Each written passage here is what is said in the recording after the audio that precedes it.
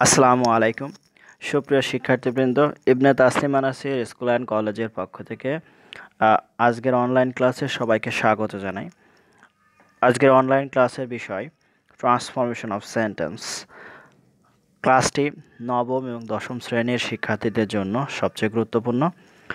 সুপ্রিয় শিক্ষার্থীবৃন্দ, আমরা জানি যে ট্রান্সফরমেশন অফ সেন্টেন্সের মধ্যে অনেকগুলো অংশ আছে। এর মধ্যে সিম্পল, কমপ্লেক্স এবং কম্পাউন্ড একটি। তবে এই অংশটা একটা থেকে আরেকটা সেন্টেন্সে রূপান্তর করার জন্য আমাদের কিছু বেসিক আইডিয়া মাথায় রাখতে হবে, যার কারণে আমরা আমাদের এই আলোচনাটা শুরু করব ফ্রেজ থেকে। আর ট্রান্সফরমেশন অফ সেন্টেন্স এই অংশটি বা এর সিম্পল, কমপ্লেক্স, কম্পাউন্ডের পরিবর্তনের যে অংশটি আসলে কয়েকটি অংশে বিভক্ত করতে হচ্ছে, কারণ একসাথে এত বড় ক্লাস নেয়া একটু কষ্টসাধ্য ব্যাপার, যার কারণে ক্লাসটি আমরা কয়েকটা অংশে ভাগ করব। তা আমাদের প্রথম অংশে আমরা যা নিয়ে আলোচনা করব তা হচ্ছে ফ্রেজ, ক্লজ এবং ক্লজের শ্রেণী বিভাগ, তারপরে সেন্টেন্স এবং যে তিন প্রকার সেন্টেন্স আছে এই সেন্টেন্সগুলোর প্রকারভেদ এবং কিভাবে আমরা এগুলো চিনব সেই বিষয় নিয়ে আমাদের আজকে প্রথম আলোচনা। এরপরে থাকবে আমরা সেন্টেন্সগুলো কিভাবে এক সেন্টেন্স থেকে আরেকটা সেন্টেন্সে রূপান্তর করব। সুপ্রিয় শিক্ষার্থীবৃন্দ, আমরা ফিরে আসি আমাদের আলোচনায়। এখানে প্রথমত দেখো, স্ক্রিনে দেখা যাচ্ছে phrase. Phrase that means a set of words, অর্থাৎ ফ্রেজের অর্থ হলো একগুচ্ছ শব্দ, does not have any subject and finite verb, যেখানে কোনো সাবজেক্ট থাকবে না এবং সমাপিকা ক্রিয়া থাকবে না। সুপ্রিয় শিক্ষার্থীবৃন্দ, তোমরা জানো যে ফাইনাইট ভার্বের অর্থ হচ্ছে সমাপিকা ক্রিয়া, অর্থাৎ সেন্টেন্সের যে অংশের মধ্যে কোনো সাবজেক্ট এবং ফাইনাইট ভার্ব থাকে না তাকে আমরা ফ্রেজ বলি। আর এই ফ্রেজটা আর কিছু এক্সাম্পল আমরা এখন দেখব নিচে, যেমন Shahed gets up early in the morning, seeing the tiger we hide ourselves, seeing the tiger we hide ourselves, walking in the morning is good for health. সুপ্রিয় শিক্ষার্থীবৃন্দ, এখানে দেখো আন্ডারলাইন করা যে অংশটুকু আছে সবগুলোই হচ্ছে ফ্রেজ, কারণ এই অংশের মধ্যে কোনো সাবজেক্ট নেই, কোনো ফাইনাইট ভার্ব নেই, যার কারণে এখানে in the morning, seeing the tiger, walking in the morning, এই সেট অফ ওয়ার্ডস অথবা শব্দগুচ্ছগুলো কী হবে? ফ্রেজ হবে। সুপ্রিয় শিক্ষার্থীবৃন্দ, আমরা এখন দেখব ফ্রেজের থেকে ক্লজের আলোচনা। এখন এই ফ্রেজ হচ্ছে ক্লজের ফ্রেজ ক্লজ এর একটা বিপরীত প্রক্রিয়া। যেমন এখানে বলছে যে a part of a sentence must have a subject and finite verb, যেখানে ফ্রেজে কোনো সাবজেক্ট বা ফাইনাইট ভার্ব ছিল না, সেক্ষেত্রে ক্লজের মধ্যে একটা সাবজেক্ট এবং ফাইনাইট ভার্ব অবশ্যই থাকবে। আমরা কিছু এক্সাম্পল দেখি। সুপ্রিয় শিক্ষার্থীবৃন্দ, the weather being rough we stopped our expedition, the weather being rough we stopped our expedition, এখানে উই স্টপড আওয়ার এক্সপেডিশনটা হচ্ছে ক্লজ। তবে দেখো, by reading more you will learn more. সুপ্রিয় শিক্ষার্থীবৃন্দ, এখানে ইউ উইল লার্ন মোর, এখানে দেখো একটা সাবজেক্ট ইউ আছে, তারপরে মেইন ভার্ব বা সমাপিকা ক্রিয়া কি আছে? Learn. So you will learn more হচ্ছে একটা ক্লজ, আর উপরের বাক্যে উই হচ্ছে সাবজেক্ট, স্টপড হচ্ছে সমাপিকা ক্রিয়া বা finite verb. So we stopped our expedition হচ্ছে একটা ক্লজ। আরেকটা বিষয় মনে রাখো সুপ্রিয় শিক্ষার্থীবৃন্দ, ক্লজ মানে কিন্তু কোনো সেন্টেন্স নয়। ক্লজ হচ্ছে সেন্টেন্সের অংশ মাত্র। এখানে ফ্রেজও সেন্টেন্সের অংশ হবে, ক্লজও সেন্টেন্সের অংশ হবে, কিন্তু কোনো ক্লজে যদি সাবজেক্ট ভার্ব থেকেই যায় তাহলে সেটাই যে একটা সেন্টেন্স হবে তা কিন্তু না। কারণ তুমি প্রথম যে বাক্যটা এখানে দেখছো যে দ্য ওয়েদার বিং রাফ, এটাও কিন্তু উই স্টপড আওয়ার এক্সপেডিশন এই ক্লজের অংশ।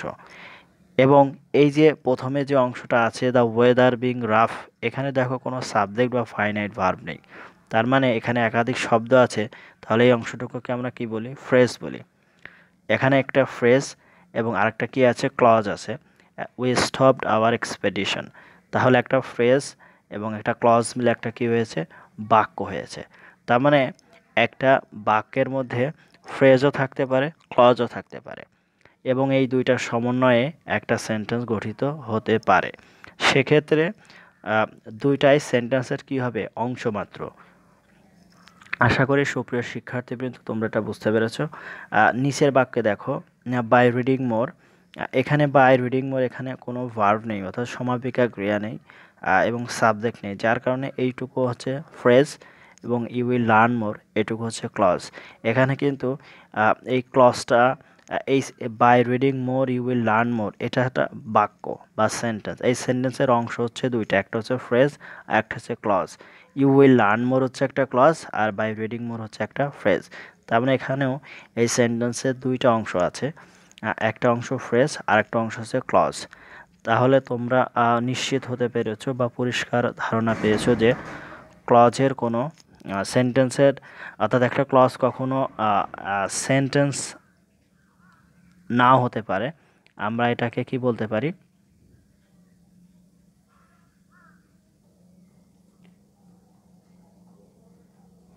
সুপ্রিয় শিক্ষার্থীবৃন্দ, তোমরা স্ক্রিনে দেখছো যে আইডেন্টিফাই ফ্রেজ অ্যান্ড ক্লজ, এখানে কিছু সেন্টেন্স দেওয়া হয়েছে। এখান থেকে তোমরা এই ফ্রেজ চিহ্নিত করবা এবং ক্লজ চিহ্নিত করবা। তার মানে এই সেন্টেন্সগুলোতে কোন অংশ ফ্রেজ এবং কোন অংশ ক্লজ। এবং আমি যে তোমাদের ফ্রেজ এবং ক্লজ নিয়ে আলোচনা করেছি, যদি এটা তোমাদের ক্লাসটি মনোযোগ সহকারে করো তাহলে অবশ্যই এটা চিহ্নিত করতে পারবে। দেখো যে প্রথমে আছে having played well, we won the match. এখানে হ্যাভিং প্লেইডটা হচ্ছে পারফেক্ট পার্টিসিপল। তোমরা যদি ভার্বের ক্লাসটা, ভার্বের শ্রেণী বিভাগ যেটা বলা হয়েছে, ফাইনাইট এবং নন ফাইনাইট ভার্বের ক্লাস আছে আলাদা আলাদা, যদি এই ক্লাসটা সম্পূর্ণভাবে করো তাহলে এই ফ্রেজ এবং ক্লজের এই বিষয়গুলো বুঝতে সহজ হবে। যেমন হ্যাভিং প্লেইড ওয়েল, এখানে হ্যাভিং প্লাস ভি3 থাকলে আমরা বলছিলাম যে এটা পারফেক্ট পার্টিসিপল। তাহলে আর যেহেতু পার্টিসিপল অ্যাডজেক্টিভের কাজ করে, সেক্ষেত্রে এই প্রথম অংশটা কিন্তু সাবজেক্ট বা ভার্ব থাকার কোনো সুযোগ নেই। সেক্ষেত্রে হ্যাভিং প্লেইড হলে হচ্ছে একটা phrase. We won the match, এখানে দেখো উই হচ্ছে সাবজেক্ট এবং ওন হচ্ছে finite verb. So we won the match হচ্ছে একটা ক্লজ। তার মানে এই বাক্যে প্রথমে একটা ফ্রেজ আছে, তারপরে কমার পরে একটা ক্লজ। দুই নাম্বার এক্সাম্পল দেখো, since the meeting was over we returned, অর্থাৎ যেহেতু সভা শেষ হয়েছে বা শেষ হয়েছিল, উই রিটার্ন আমরা বাড়ি ফিরে আসলাম বা বাড়ি ফিরেছিলাম।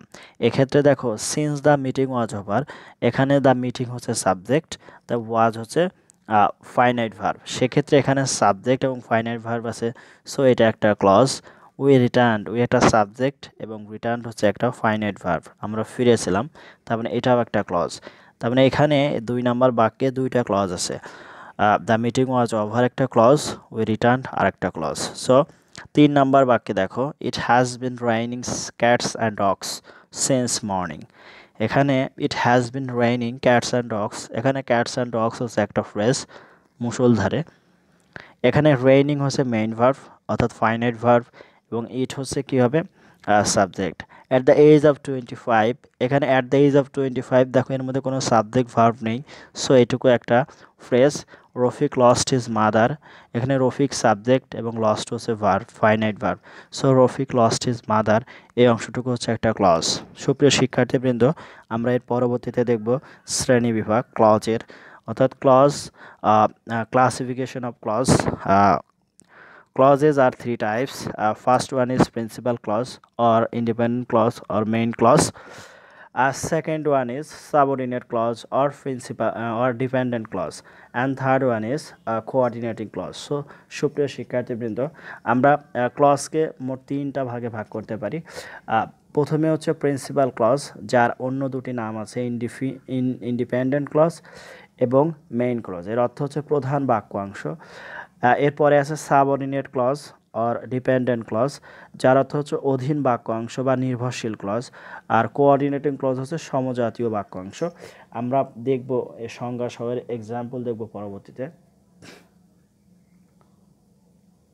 Principal clause, that a clause that contains both a subject and a predicate can stand alone as a sentence. এখানে বলছে প্রিন্সিপাল ক্লজ হচ্ছে যার মধ্যে একটা সাবজেক্ট এবং একটা প্রেডিকেট থাকবে এবং যা বাক্যে একা একাই বসতে পারে, অর্থাৎ এবং একা একা বসতে পারে এই জন্য যে প্রিন্সিপাল ক্লজ সম্পূর্ণ অর্থ প্রকাশ করতে সক্ষম। প্রিন্সিপাল ক্লজ সম্পূর্ণ অর্থ কী করতে সক্ষম? প্রকাশ করতে সম্ভব। তার মানে প্রিন্সিপাল ক্লজ হচ্ছে বাক্যের প্রধান বাক্যাংশ যার অর্থ প্রকাশে অন্য কোনো ক্লজের সাহায্য লাগে না। সুপ্রিয় শিক্ষার্থীবৃন্দ, আমরা এরপরে এক্সাম্পল দেখব। যেমন since he was ill he could attend in the meeting. He could attend in the meeting, এখানে দেখো আন্ডারলাইন করা he could attend in the meeting হচ্ছে একটা ক্লজ এবং এই ক্লজ কিন্তু এখানে একটা সাবজেক্ট আছে এবং একটা ফাইনাইট ভার্ব আছে অ্যাটেন্ড। তবে দেখো দো he is poor he is honest, এখানে হি ইজ অনেস্টটা হচ্ছে প্রিন্সিপাল ক্লজ, কারণ এটার অর্থ প্রকাশে দো হি ইজ পোর এর উপর নির্ভর করতে হচ্ছে না। The robbers saw the police and they ran away, এখানেও দেখো আন্ডারলাইন করা যে ক্লজগুলো আছে এটা দুটাই হচ্ছে কি হবে? প্রিন্সিপাল ক্লজ হবে। এবং if you read more you will learn more, এখানে ইউ উইল লার্ন মোরটা হচ্ছে কি ক্লজ হবে? Principal clause. সুপ্রিয় শিক্ষার্থীবৃন্দ, এই ক্লজগুলো আরও সুস্পষ্টভাবে আইডেন্টিফাই করতে পারবা যদি সাবঅর্ডিনেট ক্লজটা বুঝতে পারো।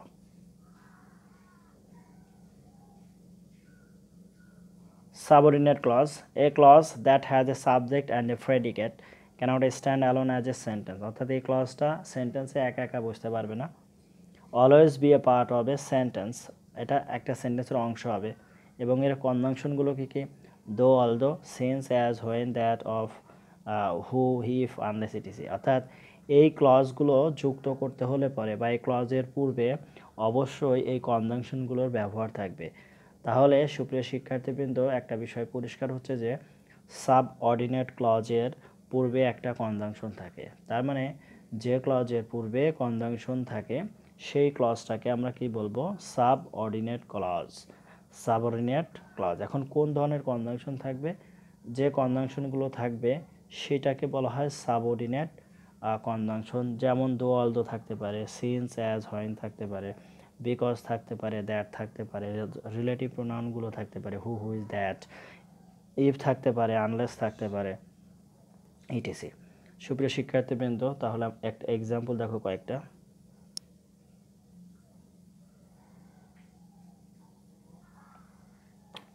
Since he was ill he could attend in the meeting, এখানে দেখো সিন্স হি ওয়াজ ইল, এখানে একটা কনজাংশন আছে সিন্স, সো এই কনজাংশনযুক্ত অংশটুকু হচ্ছে সাবঅর্ডিনেট ক্লজ। আর he could attend in the meeting এটা হচ্ছে প্রিন্সিপাল ক্লজ। দো হি ইজ পোর, এইটা হচ্ছে দেখো দো কনজাংশন আছে, সো এইটা হচ্ছে সাবঅর্ডিনেট ক্লজ। আর হি ইজ অনেস্ট এটা হচ্ছে principal clause. You will learn more if you read more, এখানে ইফ ইউ রিড মোর এইটুকু হচ্ছে যেহেতু ইফ কনজাংশন আছে, সো এটা হচ্ছে subordinate clause. You will learn more হচ্ছে principal clause. A car which is made in Japan runs well, এখানে দেখো which is made in Japan এই অংশটুকুকে আমরা বলি, যেহেতু এখানে হুইচ রিলেটিভ প্রোনাউন আছে, সো এটাকে বলা হয় সাবঅর্ডিনেট ক্লজ। আর এ কার রানস ওয়েল এটুকুকে বলা হয় প্রিন্সিপাল ক্লজ। সুপ্রিয় শিক্ষার্থীবৃন্দ, আশা করি তোমরা প্রিন্সিপাল ক্লজ এবং সাবঅর্ডিনেট ক্লজটা বুঝতে পেরেছো। আমরা এরপরে আলোচনা করব কোঅর্ডিনেটিং ক্লজ নিয়ে। Coordinating clause, two or more clauses are equally important and coordinating conjunctions are used to be connected. এখানে বলছে যে দুই বা ততোধিক ক্লজ সমানভাবে গুরুত্বপূর্ণ এবং সমজাতীয় কনজাংশন দ্বারা যুক্ত থাকে। এখানে কোঅর্ডিনেটিং ক্লজে অর্থাৎ এই দুইটা ক্লজ থাকবে, এখানে এই দুইটা ক্লজই অ্যান্ড, বাট, অর ইত্যাদি দ্বারা যুক্ত থাকতে হবে, তাহলেই তাকে বলা হয় কোঅর্ডিনেটিং ক্লজ। এবং এই দুইটা ক্লজই সমানভাবে গুরুত্বপূর্ণ, দুইটা ক্লজই সমানভাবে গুরুত্বপূর্ণ। তার মানে এটাকে আমরা প্রিন্সিপাল ক্লজ বলতে পারি। এই কোঅর্ডিনেটিং ক্লজটা হচ্ছে কি বলতে পারি? প্রিন্সিপাল ক্লজ বলতে পারি। এখানে একটা জিনিস মনে রাখতে হবে, যেহেতু আমরা অ্যান্ড, বাট, অর এটাকে কোঅর্ডিনেটিং কনজাংশন বলা হয়, এই কোঅর্ডিনেটিং কনজাংশন দ্বারা যে দুইটা ক্লজ যুক্ত থাকে সেই দুইটা ক্লজই মূলত কোঅর্ডিনেটিং ক্লজ। সুপ্রিয় শিক্ষার্থীবৃন্দ, আমরা এরপরে আলোচনা করব এর এক্সাম্পল নিয়ে আগে আলোচনা করি যে I always wanted to become a writer and she wanted to become a doctor. এখানে দেখো দুইটা ক্লজ কিন্তু সমানভাবে গুরুত্বপূর্ণ। একটা হচ্ছে আমি সর্বদাই একজন লেখক হতে চেয়েছিলাম, সে কী হতে চেয়েছিল, ডক্টর, ডাক্তার হতে চেয়েছিল। তার মানে দুইটা ক্লজ কী দিয়ে যুক্ত হয়েছে, অ্যান্ড দিয়ে যুক্ত হয়েছে। এখানে দুইটা ক্লজ কিন্তু সমানভাবে গুরুত্বপূর্ণ, দুইটারই সম্পূর্ণ অর্থ আছে এবং অর্থ প্রকাশে স্বাধীন। সো এদেরকে আমরা কি বলবো, কোঅর্ডিনেটিং ক্লজ বলবো। তারপরে দেখো the robbers saw the police, অর্থাৎ ডাকাতেরা কি দেখলো, পুলিশ দেখেছিল এবং তারা পালিয়ে গেল। এবং এই যে দেখো দুইটা ক্লজ কী দিয়ে যুক্ত আছে, অ্যান্ড দিয়ে যুক্ত আছে। প্রথম ক্লজে দ্য রবার্স সাবজেক্ট এবং স হচ্ছে ফাইনাইট ভার্ব। দ্বিতীয় ক্লজে দ্য রবার্সের প্রোনাউন দে সাবজেক্ট এবং র্যান হচ্ছে ফাইনাইট ভার্ব। তার মানে এখানে দুই সাবজেক্ট দুই ভার্ব আছে। সো এবং যুক্ত হয়েছে দেখো অ্যান্ড দিয়ে, যার কারণে এটাকে আমরা কি বলছি, কোঅর্ডিনেটিং ক্লজ বলছি, কোঅর্ডিনেটিং ক্লজ বলছি। তারপরে দেখো the man is poor but is honest, এখানে বাট দিয়ে দুইটা ক্লজ যুক্ত করা হয়েছে, যার কারণে এই সেন্টেন্সটা যে দুইটা অংশ, the man is poor but he is honest, এটা হচ্ছে coordinating clause. Work hard or you will fail in life, এখানে দুইটা ক্লজই কিন্তু গুরুত্বপূর্ণ এবং সমানভাবে গুরুত্বপূর্ণ, যার কারণে এই ক্লজগুলোকে আমরা কি বলি, কোঅর্ডিনেটিং ক্লজ। আর এই যে অ্যান্ড, বাট, অর এগুলো দিয়ে যুক্ত আছে, যে সেই জন্য এইটার নামই হয়েছে মূলত, কারণ এদের নাম হচ্ছে কোঅর্ডিনেটিং কনজাংশন। আর যখন দুইটা ক্লজ এই কোঅর্ডিনেটিং কনজাংশন দ্বারা যুক্ত থাকে তখন তাকে বলা হয় কোঅর্ডিনেটিং ক্লজ। সুপ্রিয় শিক্ষার্থীবৃন্দ, আমরা এখন ক্লাসিফিকেশন অফ সেন্টেন্স নিয়ে আলোচনা করব। Sentence, simple sentence, complex sentence, compound sentence. Mainly sentences are divided into according to the function and the pattern of the sentence. According to the pattern, sentences are three types. First one is simple sentence, second one is complex sentence, and third one is compound sentence. সুপ্রিয় শিক্ষার্থীবৃন্দ, আমি বলছি যে গঠন অনুসারে বাক্য তিন প্রকার। প্রথমত হচ্ছে সিম্পল সেন্টেন্স বা সরল বাক্য, দ্বিতীয় হচ্ছে কমপ্লেক্স সেন্টেন্স বা জটিল বা মিশ্র বাক্য, কম্পাউন্ড সেন্টেন্স যৌগিক বাক্য। সুপ্রিয় শিক্ষার্থীবৃন্দ, আমরা এখন এই সেন্টেন্সগুলোর পূর্ণাঙ্গ আলোচনা করব।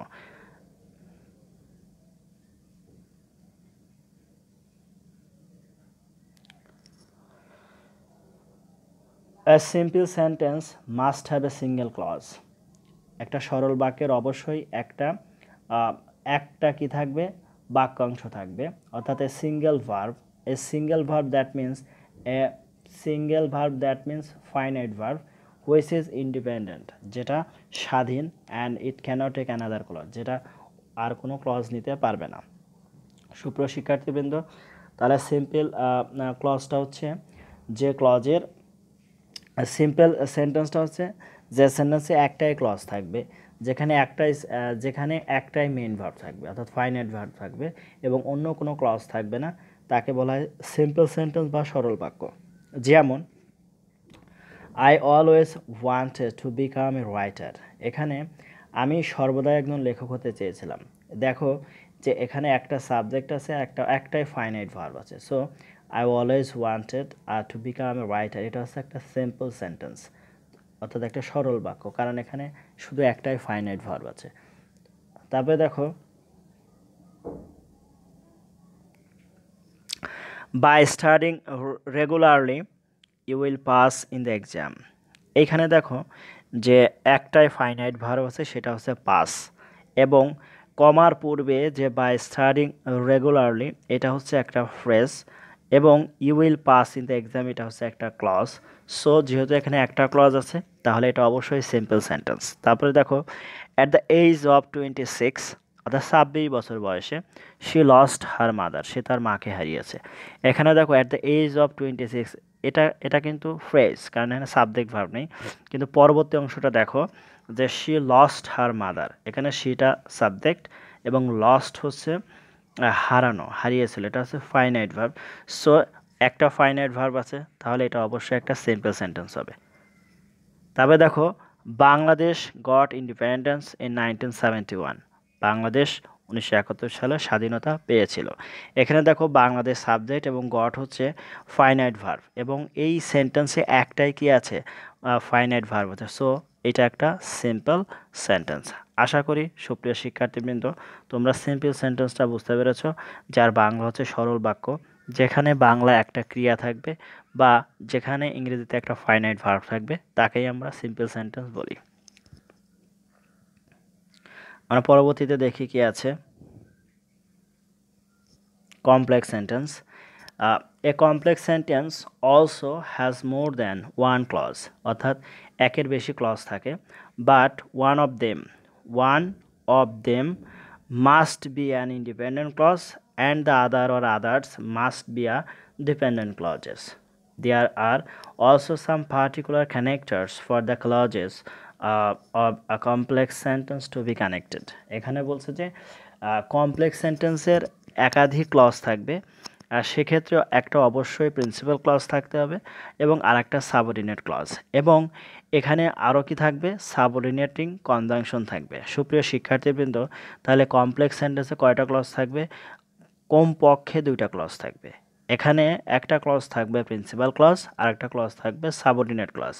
তবে আমরা কিভাবে চিনব যে এটা প্রিন্সিপাল ক্লজ আর এটা সাবঅর্ডিনেট ক্লজ? আমরা পূর্বেও এটা নিয়ে আলোচনা করেছি। যখন আমরা দেখব যে প্রিন্সিপাল ক্লজ এবং সাবঅর্ডিনেট ক্লজের পূর্বে অবশ্যই কি থাকবে, একটা কনজাংশন থাকবে এবং ওই কনজাংশনযুক্ত অংশটাই সাবঅর্ডিনেট ক্লজ। সুপ্রিয় শিক্ষার্থীবৃন্দ, আশা করি তোমরা এটা বুঝতে পেরেছ।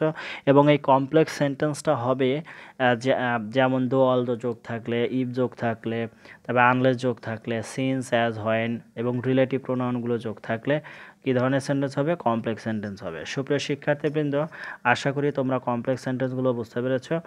এখন আমরা দেখি কি আছে এরপরে।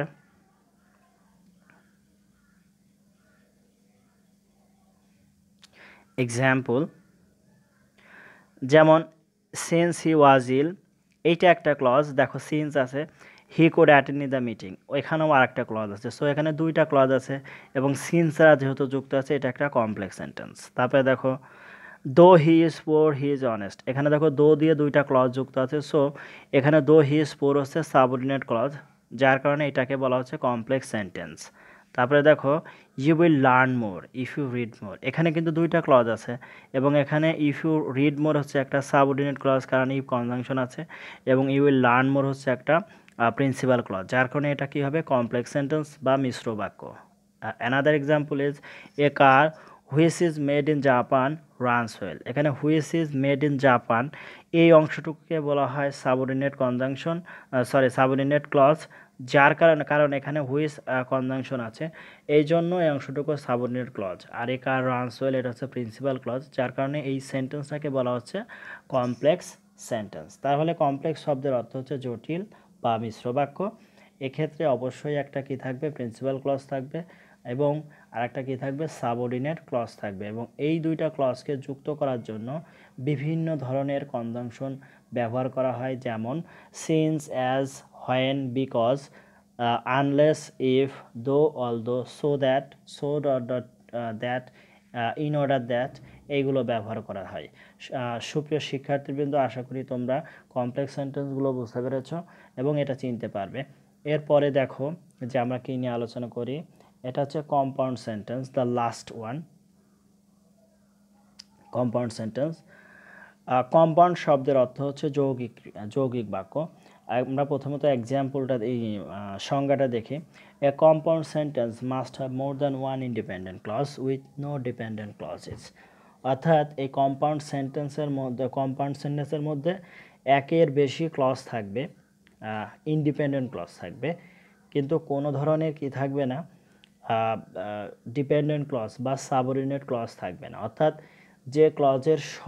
যে সেন্টেন্সের সবগুলো ক্লজই ইন্ডিপেন্ডেন্ট ক্লজ, তাকেই আমরা মূলত কি বলি, কম্পাউন্ড সেন্টেন্স বলি।